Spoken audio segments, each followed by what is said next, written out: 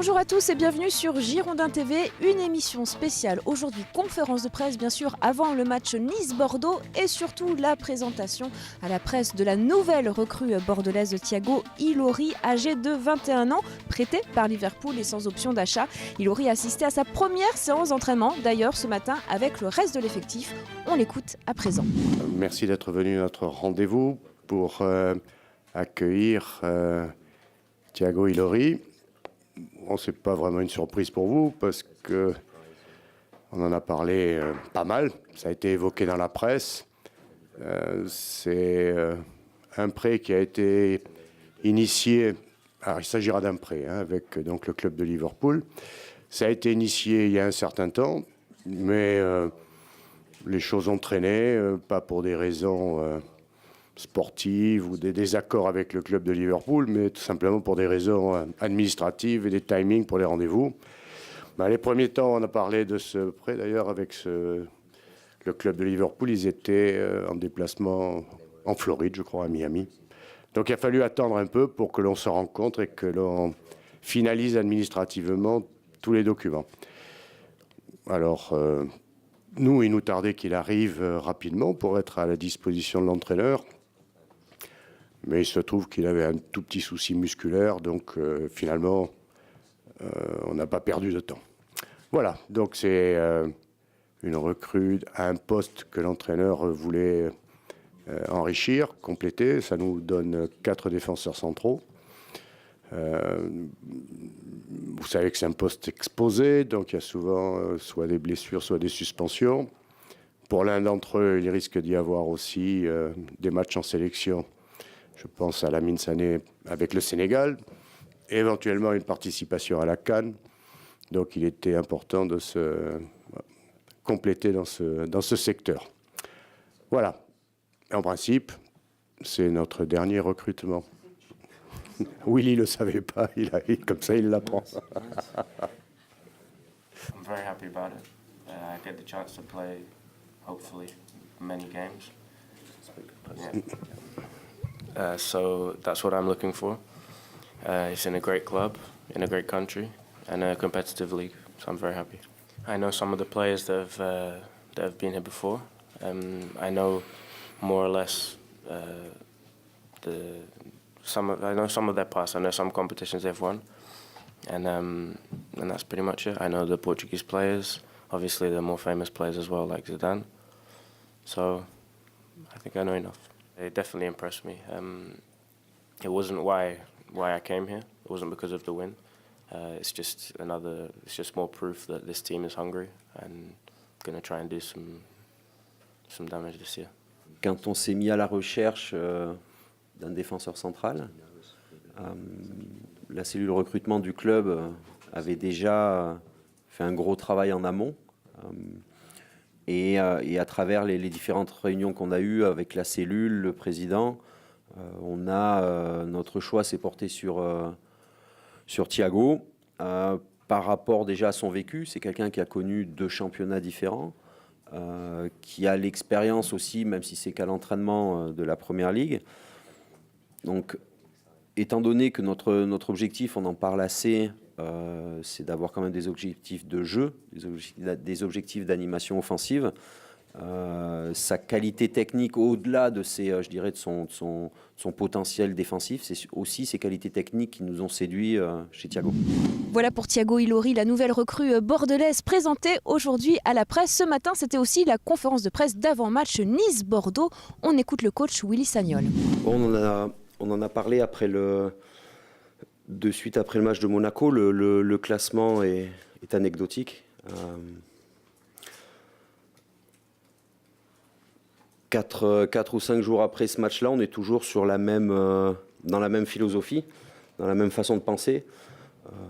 Ce qui nous intéresse aujourd'hui, c'est ce que l'on va produire contre Nice samedi, notre production, notre jeu, les ingrédients qu'on va mettre dans notre animation pour continuer notre bonhomme de chemin. C'est Bordeaux qui se déplace à Nice. Nice, après des matchs amicaux compliqués, a l'air aussi d'avoir trouvé une forme de stabilité qui s'est traduit par des très bons résultats.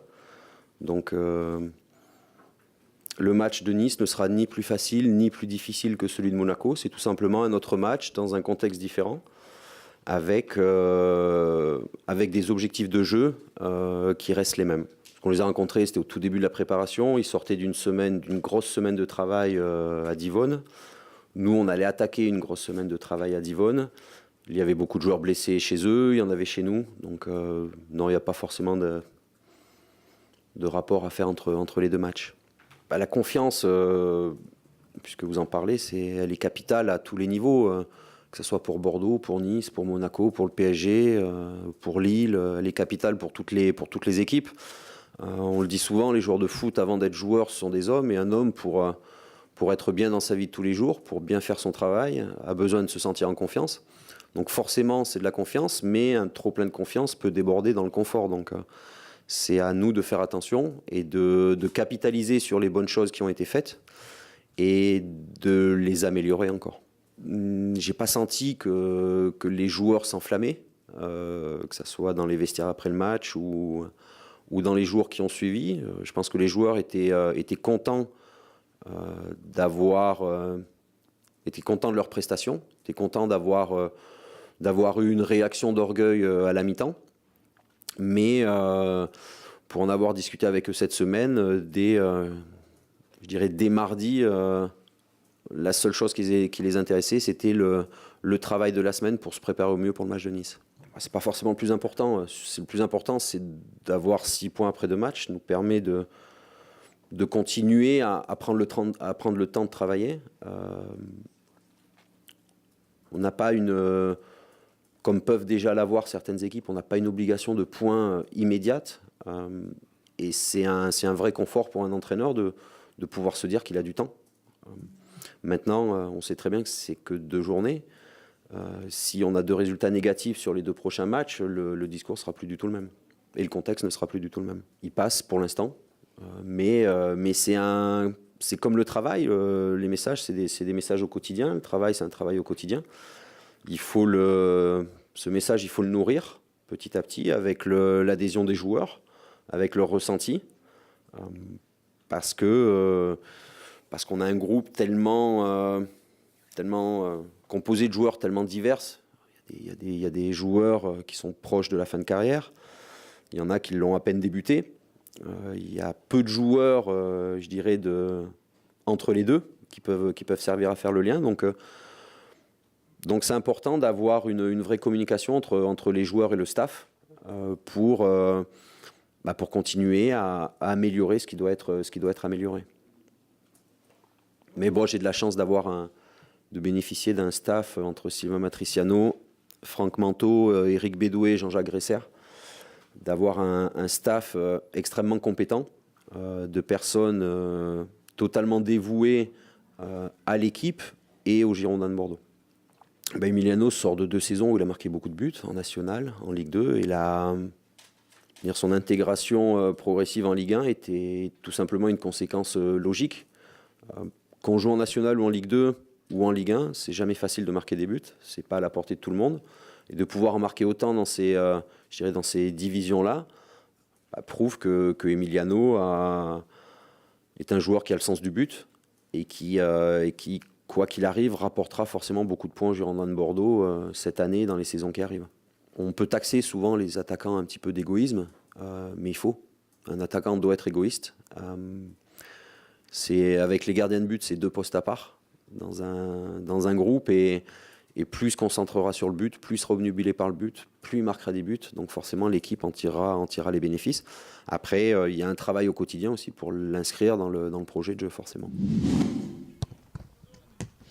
Match Nice-Bordeaux, c'est donc samedi à 20h et à suivre bien évidemment sur Girondins TV. Merci à tous de nous avoir suivis.